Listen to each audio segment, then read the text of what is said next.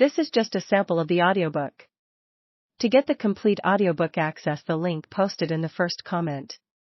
Called the inferiority complex.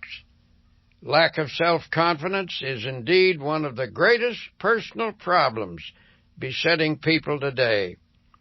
Everywhere you encounter individuals who doubt their own powers, who shrink from life, who suffer from a deep sense of inadequacy and insecurity, who feel defeated and afraid.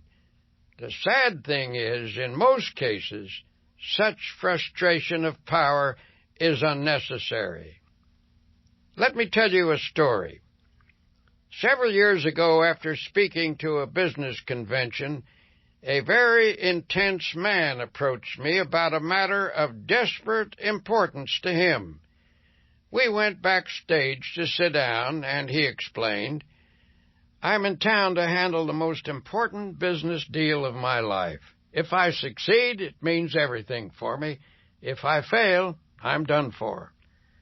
I suggested that he relax a little, that nothing was quite that final. If he succeeded, that was fine. If he didn't, well, tomorrow was another day.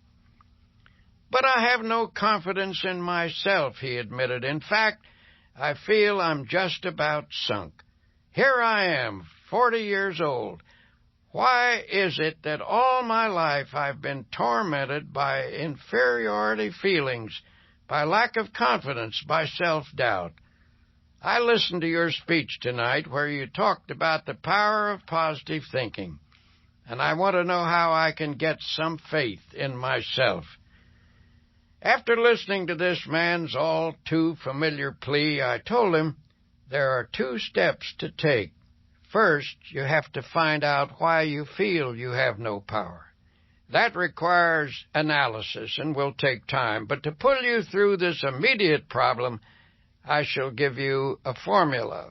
As you walk down the street tonight, I suggest that you repeat certain words that I shall give you. Say them over several times after you get into bed. When you awaken tomorrow, repeat them 3 times before rising. On the way to your important appointment, say them 3 additional times. Do this with an attitude of faith, and you will receive sufficient strength and ability to deal with this problem. Following is the affirmation which I gave him. "I can do all things through Christ who strengthens me." I watched him square his shoulders and walk out into the night.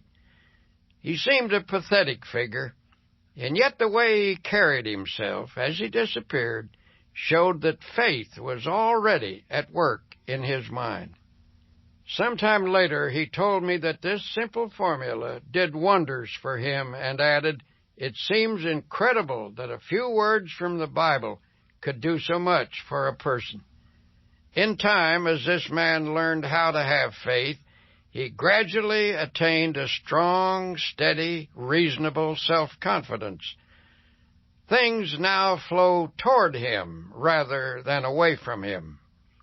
His personality has taken on a positive character so that he no longer repels success, but on the contrary, draws it to him. He now has authentic confidence in his own powers. The greatest secret for eliminating the inferiority complex, which is another term for deep and profound self-doubt, is to fill your mind to overflowing with faith. Develop a tremendous faith in God, and that will give you a humble yet soundly realistic faith in yourself. But how, you may ask, do I acquire this dynamic faith? Well, the answer begins with the study of the Scriptures and the use of prayer, lots of prayer. The Scriptures say, "According to your faith be it unto you." So the bigger your problem, the bigger your prayers should be. In Chapter 2, you'll learn more about the power of prayer and specific techniques that will help you pray effectively for what you need.